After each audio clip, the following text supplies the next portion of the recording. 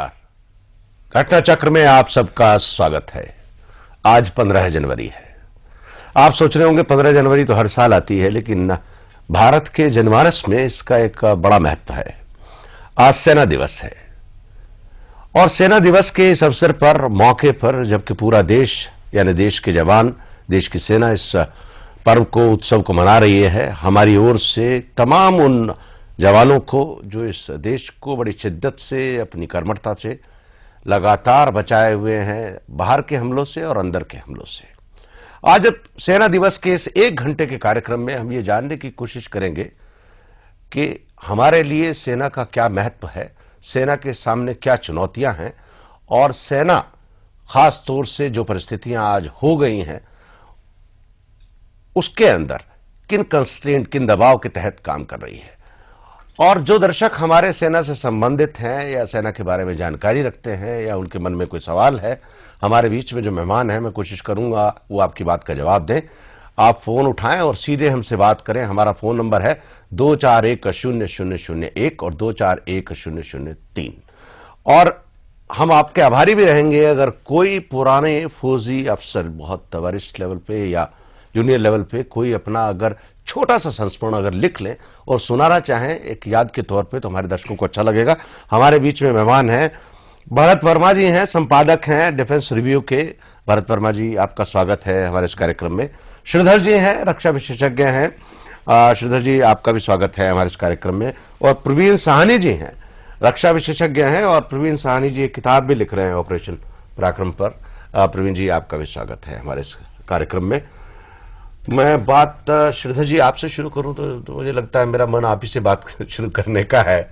आज सेना दिवस के बारे में जब बात करते हैं हम लोग, तो एक तो हमारे दर्शकों को ये बता दें जो लोग सेना से जुड़े नहीं हैं या आम उसमें जो ये जानने की कोशिश में रहते हैं कि भाई आज सेना दिवस क्यों है, तो जरा अच्छा लगेगा। बस इतना ही है। This is the day on which first commander in chief, I think General Cariappa took over charge in January 15 को। उसी दिन हम लोग ये सेना व्यवस्था बना दिया था और उसकी वजह से एक identity, creating an Indian identity for the British army when it is becoming Indian army has been worked out, and that's how January 15th has every year is celebrated as a sort of एक बड़ा माहौल से, मतलब Indianisation, British military से Indianise हुआ military. Praveen, you want to say something? नहीं, बिल्कुल ये दुरुस्त बात है कि ये पहले जनरल बुचर होते थे। आफ्टर आजादी एकदम मिलने के बाद हमारे जो तीनों कमांडर इन चीफ थे, उस समय इनको कमांडर इन चीफ का ओहदा दिया गया था। एयरफोर्स के, नेवी के और आर्मी के वो तीनों ब्रिटिशर्स थे। So general Cariappa senior most थे और जनरल करियप्पा ने बागडोर संभाली as the first commander in chief of the Indian army on 15 जनवरी, आज के दिन 1949। तो ये बिल्कुल ठीक कह रहे हैं श्रीधर साहब। एक तो इंडियनाइजेशन हुआ ब्रिटिश आर्मी का, और उस समय जो बहुत बड़े चैलेंजेस थे, इनफैक्ट कहा जाता है कि उनका जो 4 साल का टेन्योर था जनरल करियप्पा का as the first commander in chief, बहुत ही महत्वपूर्ण था। बिकॉज वो वक्त था, उनके पास एक सबसे बड़ा चैलेंज था कि किस तरीके से आप हिंदुस्तान की फौज को, जो ब्रिटिश आर्मी थी, ब्रिटिश इंडियन आर्मी थी, उसको आप लोगों के नजदीक कैसे ले जाएं। This was the biggest challenge उस समय, क्योंकि जो ब्रिटिशर्स थे उन्होंने हिंदुस्तान की फौज को लोगों से अलग रखा हुआ था, तो उनको नजदीक ले जाना। इनफैक्ट मैं कहीं पढ़ रहा था एक किताब में कि Pandit Nehru called up general Cariappa, उनको पहले बताया कि हम अनाउंसमेंट करने वाले हैं, you will be the first commander in chief. और उसके साथ साथ ये एक चीज है जो मैं चाहता हूं, जैसे आज हमारे प्राइम मिनिस्टर बताते हैं, when a chief takes over and the chief then says कि साहब ये मेरे की रिजल्ट एरियाज है, मैं ये करना चाहता हूं, तो ये एक मेन चीज थी और इसमें वो पूरे कामयाब हुए। बहुत बढ़िया प्रवीण, आपने मतलब इस पूरे विषय को एक नई प्रदान की। भरत, आप बताएं, मतलब उस विषय पे, उसी पे कहें कि ब्रिटिश मिलिट्री से इंडियन मिलिट्री जब 15 जनवरी 1949 को हुई, तो जैसे प्रवीण ने कहा देयर वर चैलेंजेस, आपको क्या लगा, मतलब व्हाट इज योर रीडिंग, आपकी क्या रीडिंग है कि क्या चैलेंजेस थे उस समय? नहीं, चैलेंजेस, सबसे पहले चैलेंज ये था कि 47-48 में इंडिपेंडेंस पर ही इंडियन आर्मी को एक्शन में जाना पड़ा श्रीनगर बचाने के लिए। और सबसे बड़ा चैलेंज जो ये था कि जो Indian army officers Indian origin के थे वो बहुत कम थे, और मेरे ख्याल से if I am not mistaken general Cariappa was brigadier from where he picked up his rank straight to being a general. तो आपके पास ऊपर की एशलॉन में टाइम टेस्टेड लीडरशिप नहीं थी, क्योंकि हर एक प्रमोशन के बाद उसका एक तजुर्बा आता है और वो एक ज्यादा बड़ी आर्मी कमांड करता है। Army is a nation with in itself in all aspects, whether it is welfare, whether it is children, whether it is the officers, jawans. तो जब आपके ऊपर वाले दर्जे में ऑफिसर, सीनियर ऑफिसर्स थे ही नहीं उन जमानों में, और जो थे बहुत गिने चुने थे, क्योंकि ब्रिटिश नहीं चाहते थे कि इंडियन आर्मी के ऑफिसर्स बहुत सीनियर हो जाएं। इंटेलिजेंस, जो भी इंटेलिजेंस का पहलू था वो ब्रिटिश डायरेक्टली कंट्रोल करते थे। तो you had no clue what intelligence, military intelligence means. तो इन सब चीजों को स्क्रैच से सेटअप करने के लिए फील्ड मार्शल करियप्पा, जो बाद में फील्ड मार्शल बने, उनको जो टास्क दिया गया वो उन्होंने काफी महत्वपूर्ण तरीके से, तजुर्बा ना होते हुए अच्छी तरह सफलता के साथ पूरा किया। और आज जो आप एक मिलिट्री इंडियन आर्मी का आंकड़ा देख रहे हैं या एक पिक्चर आती है सामने, उसमें आप देखें कि 47 से नॉर्थ ईस्ट में और जम्मू एंड कश्मीर में मिलिट्री को टास्क दिया गया है कि सिविल एडमिनिस्ट्रेशन को फंक्शनल रखा जाए। वो उसने बखूबी से आज तक सिविल एडमिनिस्ट्रेशन को फंक्शनल रखने की, डिस्पाइट एवरी प्रोवोकेशन, चाहे वो कश्मीर हो चाहे वो नॉर्थ ईस्ट हो, जहां दोनों जगह इंसर्जेंसीज हैं और तरह तरह की इंसर्जेंसीज हैं, उसको फंक्शनल रखने में वो कामयाब हुई। उस मुद्दे पे भी आते हैं भरत जी, आपने एक नया मुद्दा की बात की, सिविल एडमिनिस्ट्रेशन में हस्तक्षेप की, उस पर आएंगे।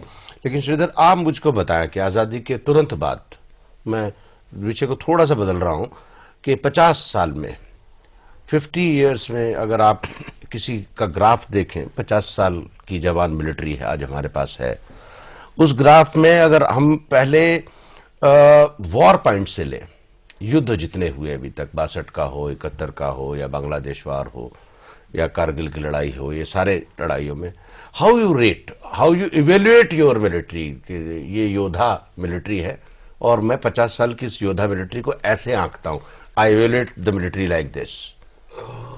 त्यागी साहब, evolution of the Indian army professionalism आप पिछले 55 ईयर्स देख लीजिए जी। I think it emerged as a double plus. For 3 reasons. 5 युद्ध जो जंग हम किया था, including Kargil, except for the 62, where there is an absence of political will. उस पर बाद में जाएंगे। नहीं, absence of political will. Otherwise, in all the remaining 4 wars, where the political will was decisive, Indian Army responded to the challenges wonderfully. Secondly, I think जो भरत जी कह रहा था, in terms of aiding the civil administration, whether it is northeast or in J&K or in other parts of India, armed forces and Indian Army enjoys a certain amount of respect, confidence among the population. 3, it remained strictly apolitical. आप आसपास देशों को देख के हुए हमको लगता है general Cariappa has laid the foundations of a brilliant armed forces, professional armed forces, and which have flourished, blossomed in the last 55 जी। श्रीधर जी, लौट करके आएंगे, प्रवीण साहनी की बात सुनेंगे। प्रवीण साहनी, आप कैसे 50 साल को आंकते हैं? छोटे से ब्रेक के बाद लौट करके आएंगे। लेकिन सेना के बारे में कोई भी टिप्पणी, कोई भी विचार, कोई भी अपना अनुभव आप हमसे शेयर करना चाहते हैं, हमारे मेहमानों से सवाल करना चाहते हैं, तो फोन उठाएं, सीधे हमसे बात करें। हमारा नंबर है 24100001 और 24100003। छोटे से ब्रेक के बाद।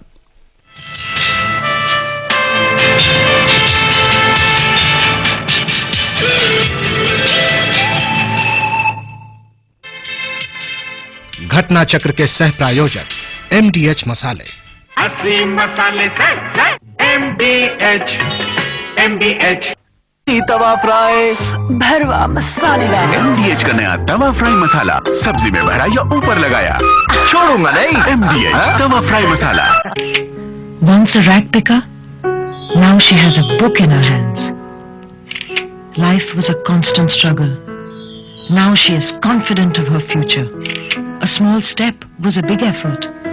Now he's ready for the walk of life. Unloved and uncared for, now they take life easy. Concern India Foundation strives to give them a better future. Only you can help make it possible.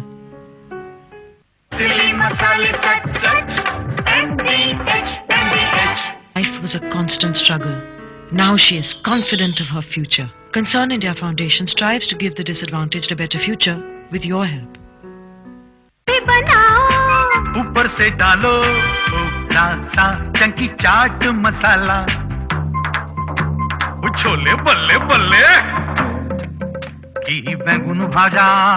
MDH Chunky chaat masala, दुगने मजे वाला। MDH सिली मसाले सच MDH। Once a rag picker, now she has a book in her hands. Concern India Foundation strives to give the disadvantaged a better future with your help. MDH रूह अगरबत्ती की सुगंध, ओ भगवान सचमुच प्रसन्न। MDH प्रण से प्रयास, प्रयत्न से विश्वास, विश्वास से संभव।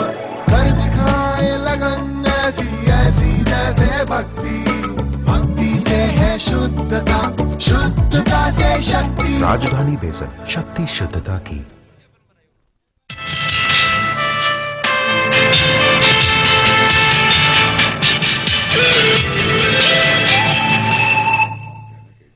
घटना चक्र में आप सबका एक बार फिर से स्वागत है। आज 15 दिसंबर है, सेना दिवस है। हर भारतीय को भारतीय सेना पर नाज है, लेकिन फिर भी जब आप अपनी सेना को टटोलने की कोशिश करते हैं तो कई सवाल और जवाब होते रहते हैं कि हमारी सेना कितनी मजबूत है, उसमें कितनी कमियां हैं, क्या चैलेंजेस हैं, क्या चुनौतियां हैं, आने वाले दिनों में क्या होगा। इन सब सवालों की तलाश में हम हैं। भरत वर्मा जी हैं, श्रीधर जी हैं और प्रवीण साहनी हैं। प्रवीण साहनी जी, ब्रेक पे जाने से पहले श्रीधर जी बता रहे थे कि 50 साल में he has given the grading A++, और मैं आपसे वही सवाल कर रहा हूं कि 50 साल में देखिए, जब आप 50 साल की स्वीप देखेंगे, दो चीजें बिल्कुल सामने आ जाती हैं जी। पहली चीज ये है जो इन्होंने बिल्कुल ठीक बोली थी, मैं उसको सबसे ऊपर रखता हूं कि सबसे बड़ी स्ट्रेंथ किसी भी प्रोफेशनल आर्मी की, और ये प्रोफेशनल आर्मी है हिंदुस्तान की फौज, वो होती है कि उसमें एवरीबडी सीज, जितने भी उसके मेंबर्स हैं, everybody sees themselves as a Indian. उसमें ये कम्युनल फीलिंग्स कभी नहीं आती कि ये सरदार है, ये पंजाब का है, ये यहाँ का है, ये वहां का है। इसकी जो फाउंडेशन है, जो नींव है, वो जनरल करियप्पा ने डाली थी और वो आज तक बुलंद है। अगर इसकी एक मिसाल देखनी है तो आप वो ऑपरेशन ब्लू स्टार देख लीजिए। उसमें जो कमांडर था वो सिख था, जो जनरल बुलबुल बरार थे, और उसमें सिख पलटन नहीं है अंदर। तो उसमें ऐसी कोई दरार फौज में ये, अच्छा, इतनी बात कहने के बाद अफसोस इस बात का आता है कि जब फौज इस तरीके से सोचती है, पर जो पॉलिटिशियन है वो थोड़ा इस तरीके से नहीं सोचता। उस पे आते हैं, वो अलग मुद्दा है। यू हैव गिवन के 50 साल में प्रोफेशनल आर्मी, और उसकी सबसे बड़ी उपलब्धि ये रही है कि आज भी जो है फौज अपने आप को हिंदुस्तानी फौज समझती है, इस इलाके की, उस इलाके की फौज नहीं समझती। भरत जी, आप क्या कहेंगे? प्रवीण बिल्कुल सही कह रहे हैं, but let's go to the other side कि फौज अपने आप को हिंदुस्तानी क्यों समझती है। अगर आप माइन्यूटली किसी भी सर्विस को देखें, सिविल या मिलिट्री, इंडिया में IAS ऑफिसर है, वो बिहार काडर से आता है, दिल्ली बिहार वर्ल्ड बैंक, वो पूरे देश में नहीं घूमता। लेकिन फौजी एक ऐसा हिस्सा है, चाहे आर्मी हो, चाहे एयरफोर्स हो, चाहे नेवी हो, कि ऑफिसर कमीशन होता है या जवान राजस्थान से कहीं सायाचिन में बैठा होता है या साउथ इंडिया में बैठा होता है, वो अपने 20 साल में 40 साल की सर्विस में पूरे देश में सर्विस करता है। वो नॉर्थ ईस्ट से भी पिक करता है, वो नागास के ट्रेडिशंस भी समझता है। तो he is actually become an Indian because उसकी पोस्टिंग हर जगह है और वो हर कल्चर से पिक करके अपने आप को एनरिच करता है। Whereas any other government service is limited to the state, even if it is called all India Indian administrative service और इंडियन पुलिस सर्विस, पर वो they are cadre based. Here there is no cadre. If you are an officer or a jawan, you will jolly well serve in every nook and corner of this country. So you know the country better. तो जो प्रवीण कह रहे हैं वो इसलिए एक हिंदुस्तानी पन आया है। जी बिल्कुल ठीक कह रहे हैं भारत जी। का फोन है। Hello hello. यस। हाँ नमस्कार। Hello hello.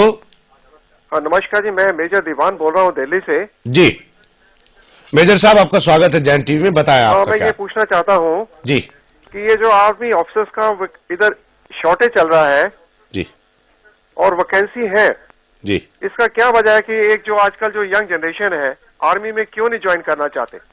That's very nice question दीवान साहब, आपका बहुत बहुत शुक्रिया। मैं कोशिश करता हूँ कि प्रवीण साहनी इस बात का जवाब दे दें। प्रवीण जी आप बताएंगे कि आज के युग में लोग मिलिट्री में नहीं जाना चाह रहे हैं कि शायद ये कह रहे हैं।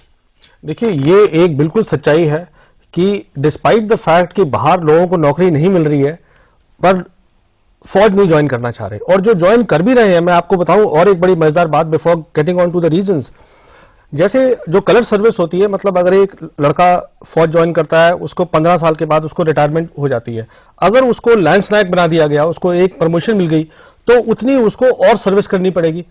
तो अभी ये स्टेज आ गई है बहुत सारी पलटनों के अंदर जहां वो कहते हैं साहब हमें प्रमोशन नहीं चाहिए, हम घर जाना चाहते हैं। और उसका मेन कारण ये है कि लाइफ डिस्टर्ब तो है ही है, डिस्टर्ब कोई नहीं बुरा नहीं मानता। आई मीन आफ्टर ऑल जब आप फौज में जाते हैं आपको पता होता है it is not a easy life, मुश्किलात हैंगी, पर दिक्कत ये आ रही है सबसे बड़ी, डिस्टर्ब होने के बावजूद ये पता नहीं चल रहा कि हम कर क्या रहे हैं।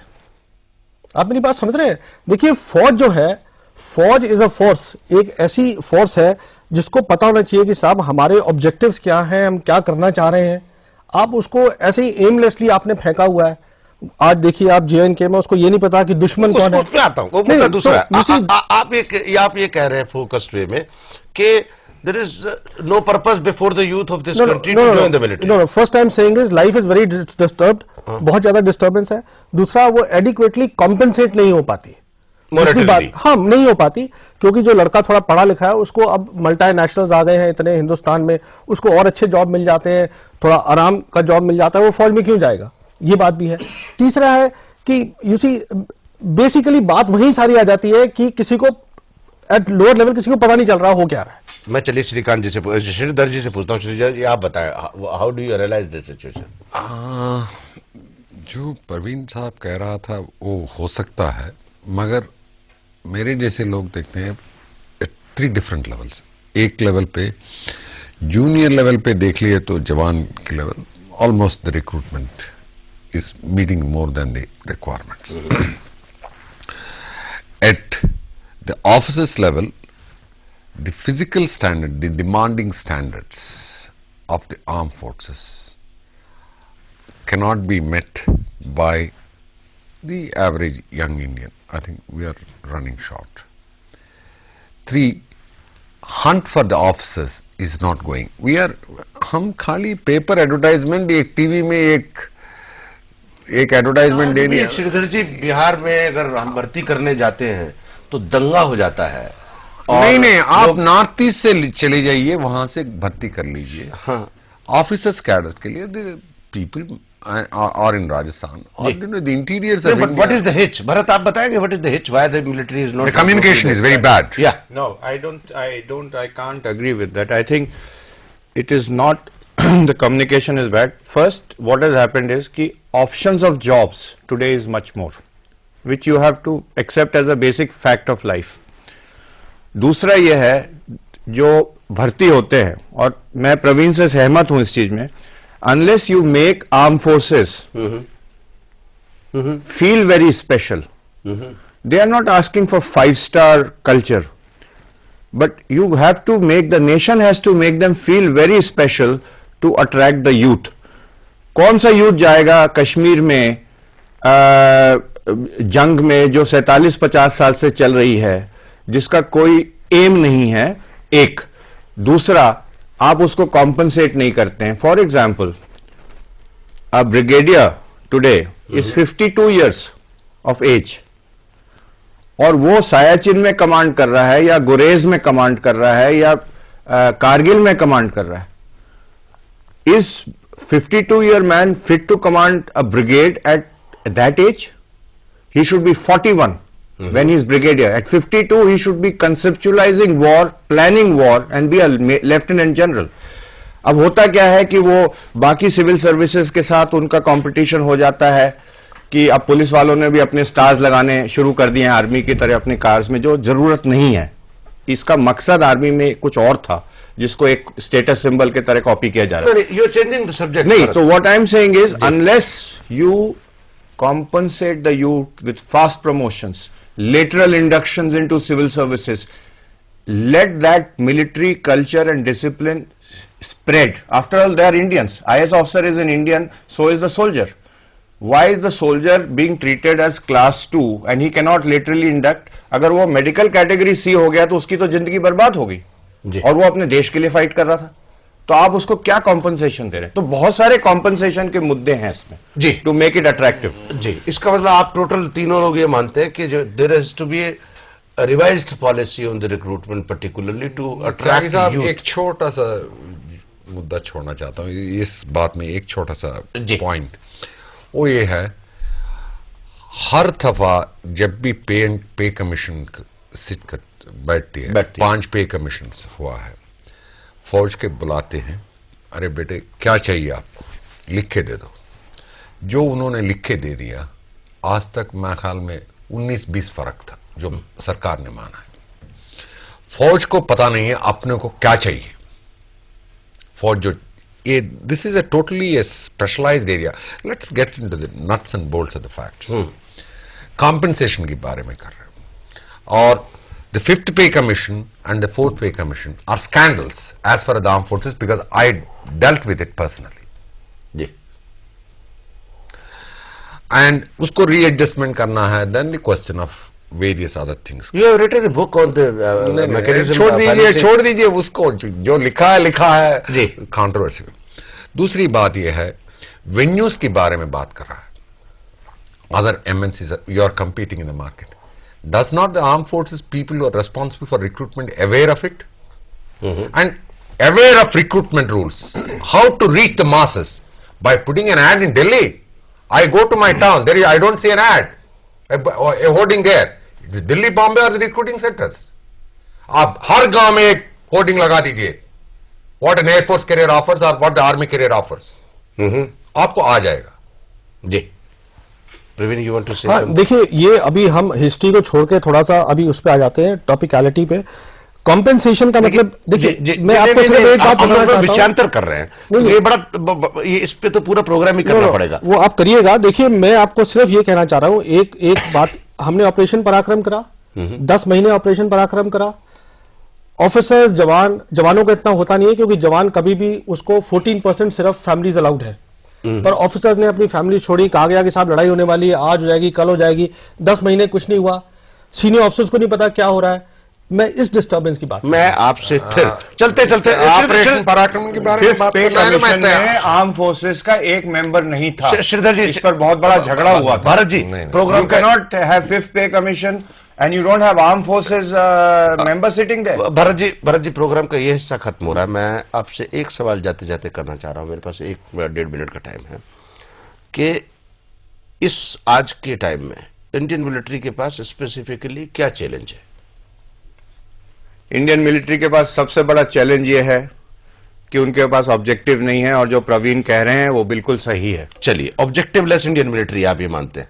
From the political leadership, there is no objective what the military is supposed to deliver. जी, भारत जी से मैं सहमत नहीं हूं। It's a transitional from guarding the frontiers. The objectives of the Indian armed forces are undergoing, getting into the internal security. जी, ये transition time में ऐसे बोलना उचित नहीं है, इससे सहमत नहीं हूं। सबसे बड़ा चैलेंज मेरे हिसाब से इस समय इंडियन मिलिट्री की लीडरशिप के पास है किस तरीके से मोराल मेंटेन करके रखे फौज का, जी। ये सबसे बड़ा चैलेंज है। चलिए सर, प्रवीण जी आपका बहुत बहुत शुक्रिया और भरत जी आपका भी बहुत बहुत शुक्रिया।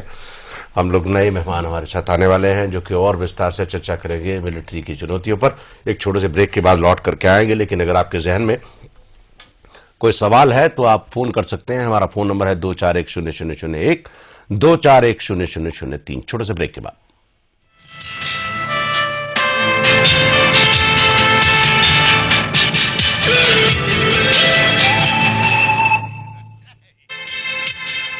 घटना चक्र के सह प्रायोजक MDH मसाले। असली मसाले से MDH नए पाउच में बने MDH मसाले जो सबके पसंद। MDH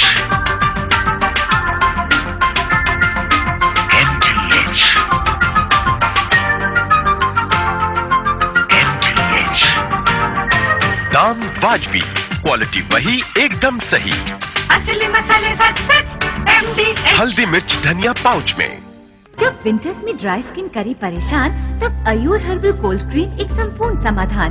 ये त्वचा की गहराई तक जाके रूखापन दूर करे। यही तो है असली कोल्ड क्रीम की पहचान। स्किन को बनाए baby soft. Ayur herbal cold cream enriched with aloe vera. त्वचा ऐसी कि प्यार हो जाए। Ayur herbal cold cream. Once a rag picker, now she has a book in her hands. Life was a constant struggle. Now she is confident of her future. A small step was a big effort. Now he's ready for the walk of life. Unloved and uncared for, now they take life easy. Concern India Foundation strives to give them a better future. Only you can help make it possible. सब्जी तवा fry भरवा मसाला। MDH का नया तवा fry मसाला, सब्जी में भरा या ऊपर लगाया, छोड़ूंगा नहीं। MDH तवा फ्राई मसाला। मसाले सच MDH प्राण से प्रयास, प्रयत्न से विश्वास, विश्वास से संभव। कर दिखाए लगन ऐसी ऐसी जैसे भक्ति, भक्ति से है शुद्धता, शुद्धता से शक्ति। राजधानी बेसन, शक्ति शुद्धता की।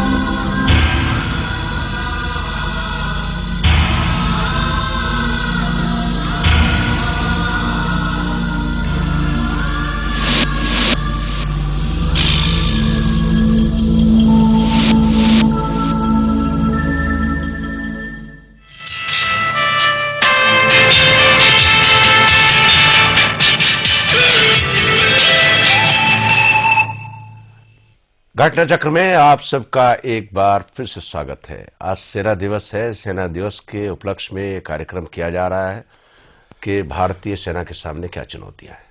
हमारे बीच में दो नए मेहमान आए हैं जो इस मुद्दे पर बातचीत करेंगे और तमाम दूसरे मुद्दे। अगर आपके दिमाग में कोई मुद्दा आता है, जैसे कि मेजर दीवान ने भी, हमारे एक श्रोता ने, दर्शक ने सवाल किया, 241001 और 241003 नंबर है। फोन उठाएं, सीधे हमसे बात करें। हमारे मेहमान हैं, मैं आपका परिचय करा दूं। BN चिंगप्पा साहब हैं, रक्षा विशेषज्ञ, बिल्कुल मेरे कोने में बैठे हैं। चिंगप्पा साहब, आपका स्वागत है हमारे इस कार्यक्रम में। और रंजीत कुमार हैं जो कि विशेष संवाददाता हैं नवभारत टाइम्स के, और आप इनके डिफेंस पर लेख पढ़ते रहते होंगे। रंजीत भाई, आपका भी स्वागत है हमारे इस कार्यक्रम में।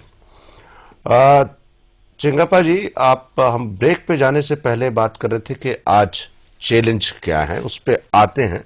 लेकिन मैं दूसरी बात जो जानना चाह रहा हूं, बातचीत के दौरान में एक चीज निकल करके आई कि पॉलिटिकल लीडरशिप मिलिट्री को एक पॉलिटिकल इशू नहीं दे पा रही है। They are not able to motivate political direction. Political direction. Why this is so? Why this is happening? ये इसका एक कारण है मेरे ख्याल में, हिंदुस्तान में कंस्क्रिप्शन नहीं है, military service is only voluntary, it's not compulsory. अभी फॉरेन कंट्रीज में even political leaders have served in the military, so they are not military illiterate. उनको मिलिट्री के बारे में काफी जानकारी है क्योंकि 2-3 साल वर्दी पहने हैं। हिंदुस्तान में पॉलिटिशियंस ज्यादातर वर्दी नहीं पहना है, ये उसको एकदम ज्यादातर 99%। केपी सिंह दियो एक। तो आप ये मानते हैं कि there is a communication gap है? 1962 का एक एग्जाम्पल दिया गया था, दूसरा है 1987-88 श्रीलंका का, जहां पॉलिटिकल डायरेक्शन सही नहीं था, उस वजह से आर्मी का काफी सेटबैक हो गया था। जी नहीं, श्रीधर जी ने जैसे अपनी बातचीत में कहा कि इसमें जी एक छोटा सा एक्सप्लेनेशन भी देना है। हमारा एक वर्दी पहनने में टैक्टिकल व्यू पॉइंट समझ आए, जैसे हो रहा है अभी इजराइल में हो रहा है युद्धाकांड पिछले 50 साल का, पूरा देश युद्धाकांड देश पे चल रहा है। There is a strategic vision and there is tactical vision, और स्ट्रेटेजिक विजन के लिए political leadership from time to time. अब 1962 के बारे में कहते 15 साल के बाद आजादी मिलने के बाद एक जबरदस्त जंग लड़ना पड़ा था, देयर वर मिसकैलकुलेशन असम्पशंस। 62 के बाद आप पिछले 40 साल की हिस्ट्री देख लिए तो एक certain amount of strategic vision of the political leadership comes out.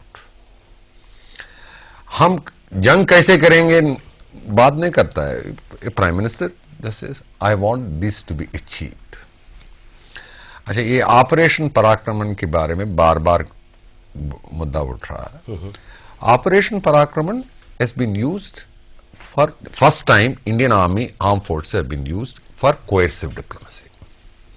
और चंगप्पा साहब कह रहा था ये एक श्रीलंका आईपीकेएफ ऑपरेशन, नेबरहुड में जहां भी हो, जो भी हो गया, तो आपको आईपीकेएफ ऑपरेशन एक है, ऑपरेशन कैक्टस इन मालदीव्स है, और 1971 अप्रैल श्रीलंका में the so called Commonwealth team, उसमें 99% were the Indian arm forces. Different places we have responded the strategic vision of the political leadership operated in the neighborhood, या including बांग्लादेश। जी, उसमें एक जगह हमको थोड़ा सा गलती हो गई थी in the assumptions we made, मगर quickly rectified। Ji, Indian Army was never looked upon by the strategic thinkers in the political leadership on the party lines or on political, on ideological lines. That's the point. Shridhar जी, एक phone है, उसके बाद रंजीत भाई की बात सुनते हैं। Hello hello hello, शायद फोन कट गया है। रंजीत भाई, आप बताएं जो बात हम कर रहे थे और श्रीधर जी जिस पे टिप्पणी कर रहे थे, आपकी क्या राय है? देखिए, श्रीधर जी ने जो बात कही वो काफी सही है। तो स्ट्रेटेजिक विजन है वो तो पॉलिटिकल लीडरशिप को ही तय करना पड़ेगा, और पॉलिटिकल लीडरशिप मिलिट्री लीडर्स को ये बताएगी कि हमें ये ऑब्जेक्टिव हासिल करना है। उसके बाद मिलिट्री जो लीडरशिप है उसको वो करके दिखाना है। जब तक मिलिट्री लीडरशिप को बताया नहीं जाएगा कि आपको करना क्या है, जैसे ऑपरेशन पराक्रम में काफी अनिश्चय की स्थिति रही, काफी नहीं साफ कहना चाहिए, उसमें अनिश्चय की स्थिति तो थी और उन्हें पता नहीं था फ्रंट पर हमारी सेना खड़ी है और 10 महीने हो गए और चारों तरफ अनिश्चय का माहौल बना रहा। तो एक ऑब्जेक्टिव उन्हें बता देना चाहिए कि करना क्या है हमें। तो ये रंजीत जी, मैं ये कहता हूं मैं कोएर्सिव डिप्लोमेसी जितना मेरे को रिजल्ट देगा देख रहा था द पॉलिटिकल लीडरशिप, और फौज वाले कहेगा आज आप लिख के दे दीजिए मेरे को, नहीं, no political leadership what the salt will give you in writing, ये होना चाहिए। नो, when you are using armed forces as नहीं, एक सवाल और उठता है श्रीधर जी आपकी बातचीत से कि क्या सेना को कोएर्सिव डिप्लोमेसी के लिए इस्तेमाल करना चाहिए political leadership? Of course, why not? The Indian state, Indian Republic will use every tool at its disposal to achieve a certain strategic objectives. And in this particular case, we have used coercive diplomacy. And one can debate whether it has yielded the results or not yielded the results. Some of us feel it has yielded the results. That is not I am going to discuss. लेकिन एक सवाल और उठता है आप ही के सवाल से जुड़ा हुआ। चिंगापा, हाँ, आप हमको बताया कि लगभग 10 लाख के करीब हमारी सेना है। 1.1 मिलियन जी, 1.1 मिलियन, हाँ 1.1 मिलियन, 11 लाख का कह लीजिए उसको आप। 100 करोड़ का देश है। और इस सवाल पे जाने से पहले मैं एक सवाल और करना चाहता हूं कि जब सेना आप बनाते हैं और सेना आप रखते हैं तो क्या सोच के रखते हैं कि आपका एनिमी कौन है, आपको लड़ाई किससे करनी है और किस मुल्क के लिए या किस सीमा के लिए तैयारी करनी है। तो मैं आज सेना दिवस पे ये जानना चाहता हूं कि हमारी इंडियन मिलिट्री को किससे कल को लड़ाई करनी है, किस सीमा पे मुस्तैदी से ज्यादा अलर्ट रहना है, और नंबर 1 एनिमी कौन है हमारा। हाँ, ये बहुत महत्वपूर्ण चीज उठाया आपने जी, क्योंकि 1962 तक इंडियन आर्मी माउंटेन वॉरफेयर पे कोई ध्यान नहीं दिया था। तो इंडियन आर्मी समझ ही नहीं पाया कि चाइना से कोई ऐसे प्रॉब्लम हो सकता है। 1962 के बाद जब ये हुआ प्रॉब्लम, उसके बाद उनका ओरिएंटेशन माउंटेन वॉरफेयर पे चले गया था। तो आजकल जो पाकिस्तान के साथ प्रॉब्लम चल रहा है वो the requirement is very different. Mountain division इस्तेमाल नहीं होते हैं इस मामले में। इट इज, तो हमारे पाकिस्तान सेंट्रिक है आजकल। तो आपको ये लग रहा है कि हमारी जो सेना है इस समय 11 लाख की सेना, उसका नंबर 1 आर्मी अगर कल को कोई हो सकता है तो पाकिस्तान है। That is very clear. Shridhar ji, नहीं, मैं ये सहमत नहीं हूं इससे। होना नहीं चाहिए। दुश्मन की दीजिए, एक सीमा रक्षक एक मुद्दा है, एक जॉब है, उसके साथ साथ इंटरनल सिक्योरिटी दूसरे मुद्दे है। और आजकल हमारी सेना अभी तैयारी हो रही है एक न्यू असाइनमेंट के लिए, और हम लोग एक ट्रांसिटरी स्टेज में हैं। आप देख लीजिए, तमाम देशों में अभी आजकल होमलैंड सिक्योरिटी के बारे में इतना बात हो रही है ना, सितंबर 11 के बाद, 2001 के बाद जो घटना हुई, मगर हमारी 9/11 बोलते हैं, मगर हिंदुस्तान में एक इंटरनल सिक्योरिटी ड्यूटीज की, नॉट ओनली जस्ट फ्रंटियर्स, भारतीय सेना पिछले 5-6 साल से तैयारी हो रही है। और वो ट्रांजिशन स्टेज में आपको सब चीज देखता है, हम फौज को, ये 11 लाख फौज को क्या क्या करवा रहा है। नहीं, उस सवाल पे मैं आने वाला हूं, आपने तो मेरा जवाब दे दिया। रंजीत, आप बताएं। देखिए, जो सीमा पर हमारी फौज तैनात है और सीमा के पार जो भी प्रतिनिधि सेना है, हमें पता है कि दुश्मन कौन है। लेकिन अपने इलाके में, सीमा के अंदर जो आजकल एक लो इंटेंसिटी कॉन्फ्लिक्ट चल रहा है, जो आतंकवाद चलाया जा रहा है, तो दुश्मन कौन है हम पहचान नहीं, सेना उसको पहचान नहीं पा रही है। तो नागरिकों में और दुश्मन के जो जिहाद के भेष में जो लोग आए हुए हैं उनके बीच पहचान। इसका मतलब ये है कि मिलिट्री के बाद जो सेकंड लाइन डिफेंस सिस्टम है वो हमारा वीकन है, इसीलिए हम सेना पे वो भार डाल रहे हैं। सेना का हमें उपयोग करना पड़ रहा है। Police has been a failure by and large, उसीलिए फौज पे हम इतने इंटरनल सिक्योरिटी। नहीं, but I am asking one question to you this, when we have a limited one country this specific targeted army, do you think हम लोगों को 11 लाख की फौज, इतनी बड़ी फौज जो कि हम लोगों के देश का 1/4 बजट हर साल चला जाता है। मैं इस मामले पे सहमत हूं आपसे, क्योंकि मेरे सोचने में हिंदुस्तान में we should have a small sized voluntary army जी, and everybody should have military service, compulsory military service जी। आदमी को और सिटीजन को और नागरिक को पूरा हिंदुस्तानी बनाता है। जैसे पहले बाग में इजराइल में है, रशिया में है, रशिया में नहीं है, इजराइल में है, सिंगापुर में है। एक्सपेरिमेंट करने की जरूरत नहीं है। Indian society is need not be militarized to that level, but उसके बिना ही सब एक चीज आपको, ये चंगापा साहब ने कह रहा है मिलिट्री फेल हो गया था, पुलिस फेल हो गया था, और ये जनाब कह रहा था, आपने क्या कह रहा था, सेकंड लाइन ऑफ डिफेंस खत्म हो गया था। या आजकल जो आतंकवाद की जनरली आप बात कर रहे, तो आतंकवाद हमारा पुलिस से या पैरामिलिट्री फोर्स से बेटर इक्विप्ड है। एक चर्चा हुई थी, हम पैरामिलिट्री फोर्सेस को इतना ही आर्म करें जो आर्म फोर्सेस को किया, या आर्म फोर्सेस को ये मदद दे दें, ये सेकंड लाइन ऑफ डिफेंस। इसी वजह से कश्मीर में एक central commanding system was used, integrated force was created with paramilitary forces, state police and arm forces. एक that's one thing. Second, I think to say that 11 lakh फौज Pakistani centric is too simplistic. We fought wars with Pakistan. We fought wars with China. Bangladesh? No, with China. And then we went for the assistance of our neighbors. Charter में 3 duties है जी, and उसको एक 4th duty अभी लगा दिया था, assisting in the countering the or maintenance of the internal security. तो फिर the charter बढ़ गया था। तो आप 11 लाख फौज खाली पाकिस्तान के लिए, no way, it's not correct. और Pakistan, China, Bangladesh, maintaining the neighborhood. That is the role model. That's very nice. Shridhar ji लौट करके आएंगे छोटे से ब्रेक के बाद कि सेना का अपने पड़ोसियों से रिश्ते बनाए रखने का एक रोल भी है जो कि बातचीत में से निकल करके आया है, और हम एक अगले बातचीत के सिलसिले में ये जानने की कोशिश करेंगे कि इस सदी के अंदर भारतीय सेना कहां जाएगी। इस सेना दिवस के पर्व पर हम लोग ये तय करेंगे और बातचीत का सिलसिला आगे बढ़ाएंगे एक छोटे से ब्रेक के बाद।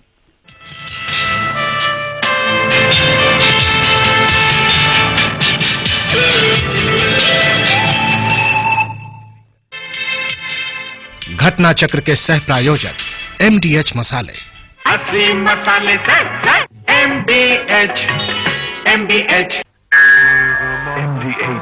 रूह अगरबत्ती की सुगंध, ओ भगवान सचमुच प्रसन्न। MDH रूह। Once a rag picker, now she has a book in her hands. Life was a constant struggle. Now she is confident of her future. A small step was a big effort. Now he's ready for the walk of life. Unloved and uncared for, now they take life easy. Concern India Foundation strives to give them a better future. Only you can help make it possible. असली मसाले सच MDH MDH।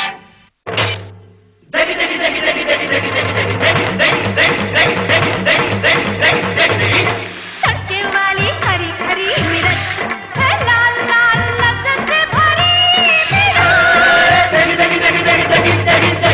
मिर्च, बरसों से जाती पड़ती मिर्च। MDH की देगी मिर्च, देगी मिर्च का तड़का, अंग अंग फड़का। MDH की देगी मिर्च। जब विंटर्स में ड्राई स्किन करी परेशान, तब अयूर हर्बल कोल्ड क्रीम एक संपूर्ण समाधान। ये त्वचा की गहराई तक जाके रूखापन दूर करे, यही तो है असली कोल्ड क्रीम की पहचान। स्किन को बनाए baby soft. Ayur herbal cold cream enriched with aloe vera, त्वचा ऐसी कि प्यार हो जाए। Ayur herbal cold cream. प्राण से प्रयास, प्रयत्न से विश्वास, विश्वास से संभव। कर दिखाए लगन ऐसी ऐसी जैसे भक्ति, भक्ति से है शुद्धता, शुद्धता से शक्ति। राजधानी बेसन, शक्ति शुद्धता की।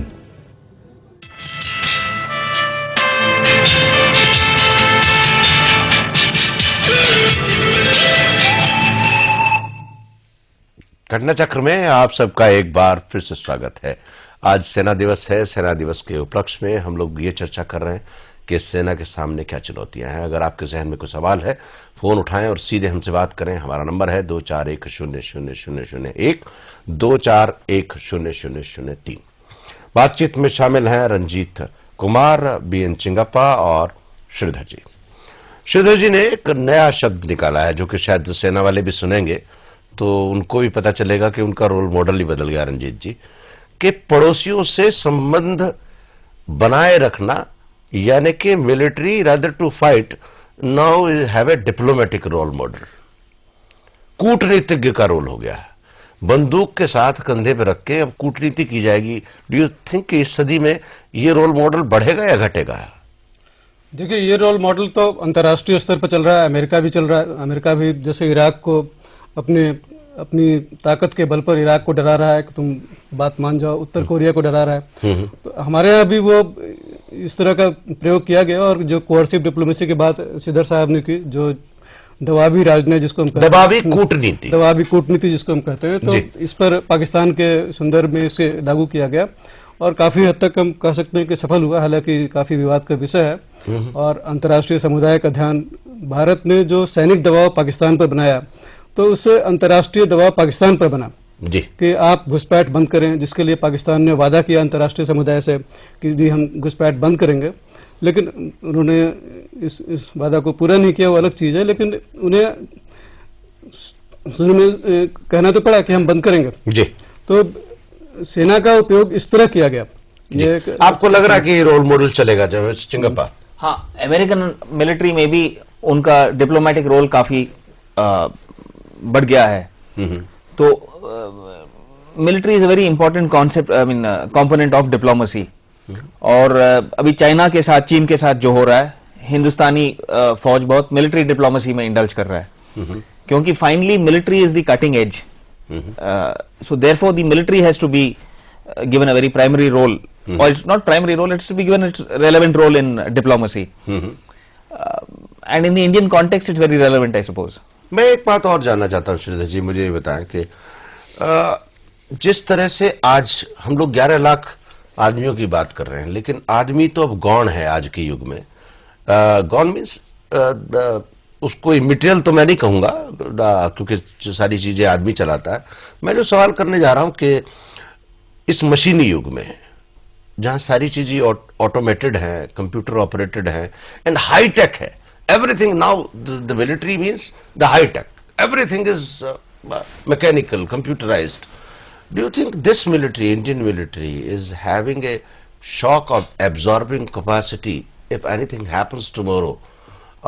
Through not from the neighbors, remote neighbors, those sitting 1,000 kilometers away, and if anything goes wrong, because there is no enemy to fight with, you do not know from where the attack is coming, you do not know who is doing what.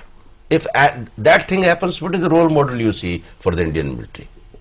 आप उग्रवादियों के बारे में बात कर रहा है तो पिछले 50 साल 55 साल से हम उग्रवादी से जंग चल रहे हैं जी।